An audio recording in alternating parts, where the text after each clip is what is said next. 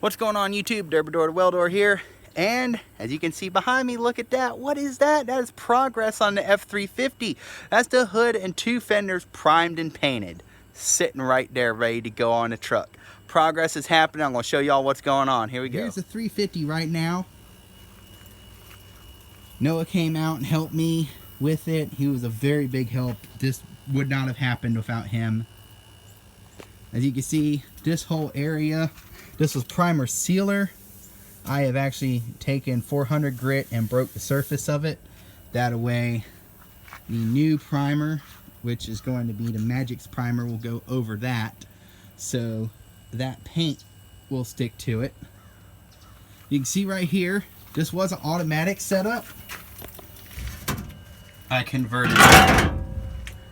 It was actually very, very easy. You can see there's that cutout lip right there that this piece sets in. Is literally set that in there and take a drill and just go around it like that. Ta-da! And then pull it off, take the angle grinder and cut out your hole. Now you have your transmission access area.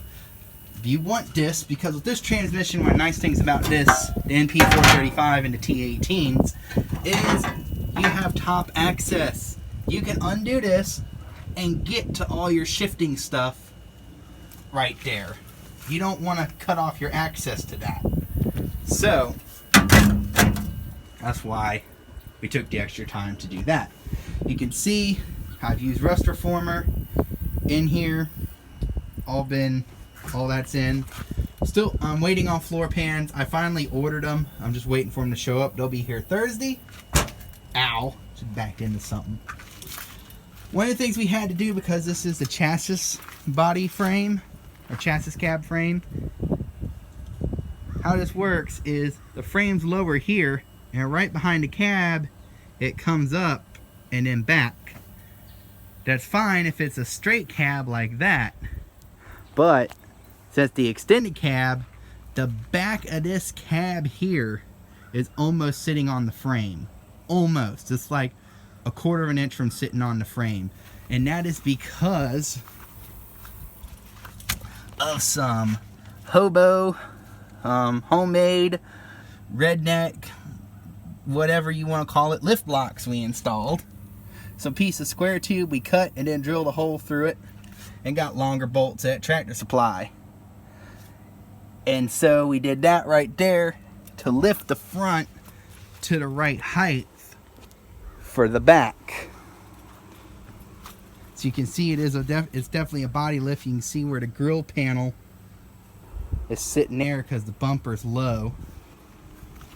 It's a unfortunate thing, but it does give the truck a much better stance. The truck is up higher off the ground now. It's not sitting real low. I don't know if y'all remember, it was a real grandpa truck. It was real low to ground, all trimmed out with step panels and shiny stuff. It won't a cool truck. It won't a work truck.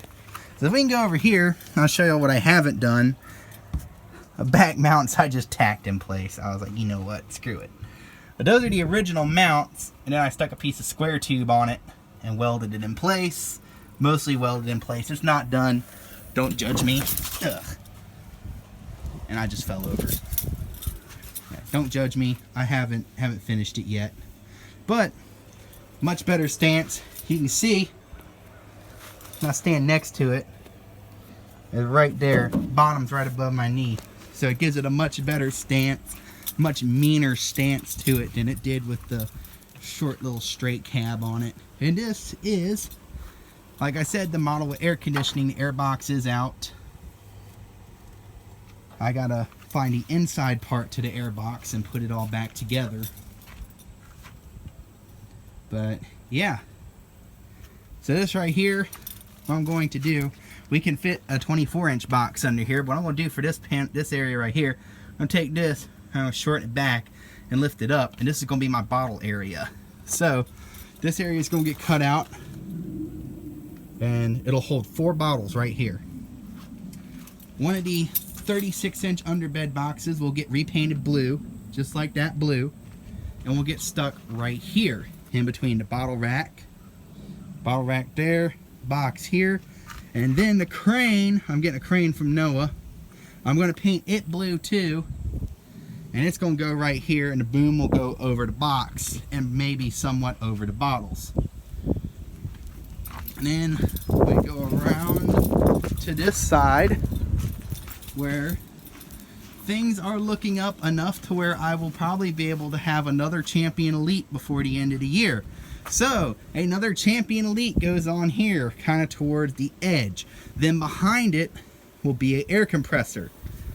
Here will be a 48-inch box with this 36-inch box sitting on top of it, all painted blue.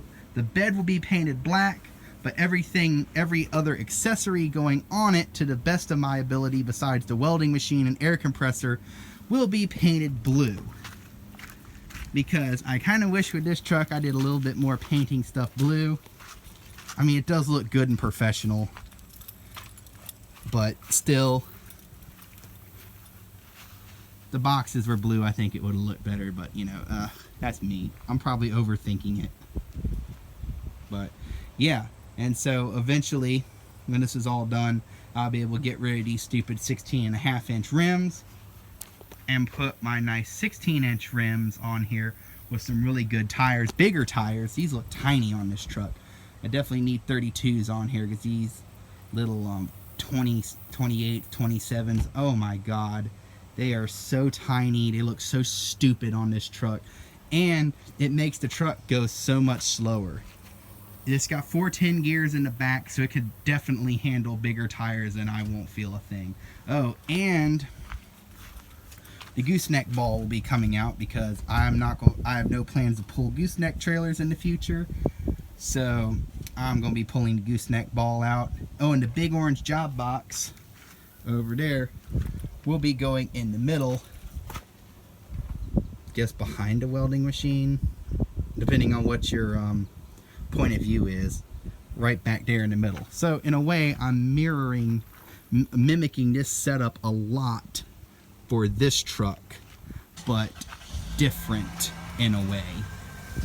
So it's going to be set up to be a heavier version of this.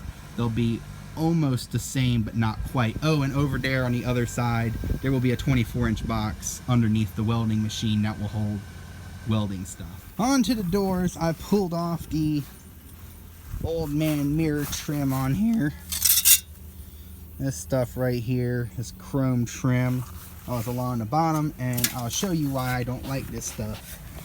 This right here, it's all dried up. When I pulled it off, this was all wet in here, and it's been a while since it rained.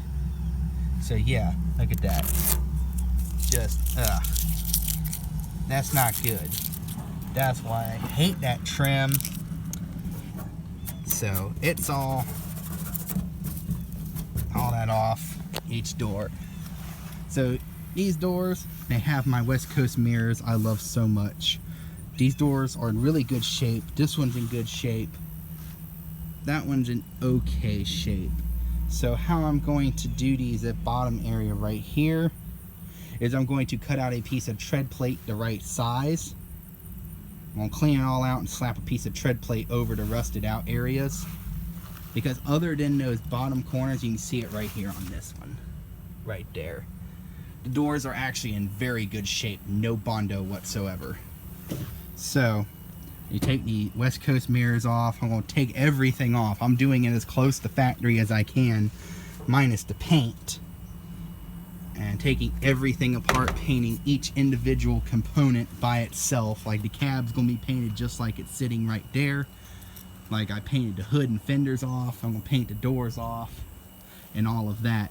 I'm building this truck out to last. I'm building this truck to serve me for the next 10-15 years is the idea. So thank you guys for watching. If you like this video, please be sure to like and subscribe, and go to my Instagram and follow my Instagram. I'm posting updates, daily updates on all the projects going on around here. So gotta go to Instagram, gotta follow me on Instagram so you can see what's going on, get those daily updates. I'm only gonna be able to make so many YouTube videos in, you know, a week or two or whatever, but I'm always on Instagram. So you want updates on everything going on, head over to Instagram. Thank you guys for watching, and y'all have a fantastic day.